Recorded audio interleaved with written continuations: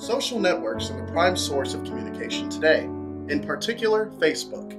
A social network is any website designed to allow multiple users to publish content themselves. 90% of college students have visited a social network in the last week. Social networks have enabled students to connect with each other at a massive level. However, social networks are ruining our society, creating more socially inept students whose grades are decreasing, and these sites could result in a divorce rate for future generations that is inconceivable to man today. Yes, I am.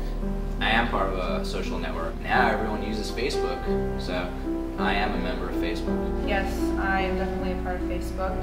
I joined Twitter. I don't use that as much, and of course I'm on email. I used to be on MySpace, but then it just got too creepy.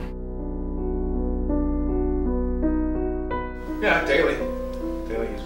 I'm a very frequent user of Facebook, just like the majority of the youth of today. I'm on Facebook every single day.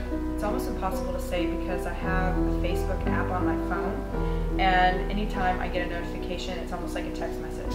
I don't know if I'm supposed to admit it, but I drive and look too. I remember spending hours talking to my friends on AIM and Yahoo Messenger. You had a window to type messages to whoever you were chatting with. Social networks allow you to share your info with all of your friends. People can now find out all the information they need to know. The result is a friendship lost. If all we ever do is communicate online, we will not gain any in-person experience, resulting in a more socially inept society. Well, it's Facebook, and I usually I'm there a few times a day, at work, and whenever I'm kind of sitting at home. Yeah, I have my Facebook open. If I'm just doing a brief homework assignment or something that doesn't involve intense concentration, I'll have it open in another tab. If I'm really trying to study, I have to make a conscious effort not to have Facebook up.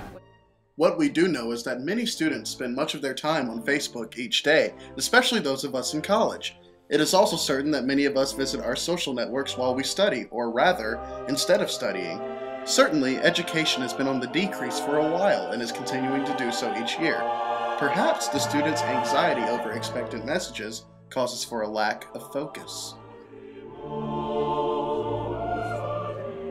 I think they have a good impact, however, I do think that they're overused. For me personally, I've moved around a lot, so I have friends in different states, and that's the most effective way I can keep in touch with them. I guess everything in moderation is good, it just depends on how it affects each individual.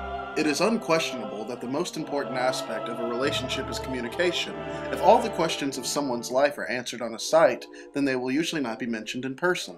The answers to these questions could lead to deeper conversations in which trust and intimacy is built, something that can never happen on a social network site.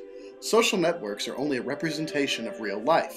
This lack of in-person conversation could lead to an outstanding number of divorces for future generations.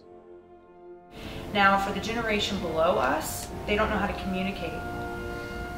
They don't know how to form relationships that aren't through words. Students are not talking in person as much as they used to, and this is causing them to become socially inept. Social networks have led to a lack of focus among students, which has caused test scores to drop and forced education to decrease to match these students. This lack of focus and communication are creating inevitable issues for future generations. Today's elementary kids are already being introduced to social networks, so the outcome for them will be even worse. Social networks were intended to bring our society closer together. Unfortunately, it has only isolated us from each other even more. This fact is the network impact.